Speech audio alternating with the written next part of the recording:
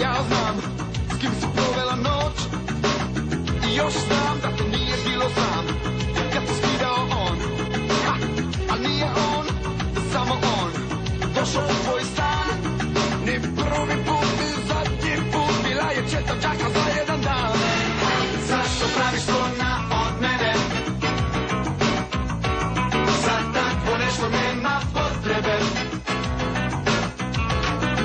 On je cijele noći bio kraj tebe i gurao je tamo gdje ne smije. Ne, ne, ne, ne.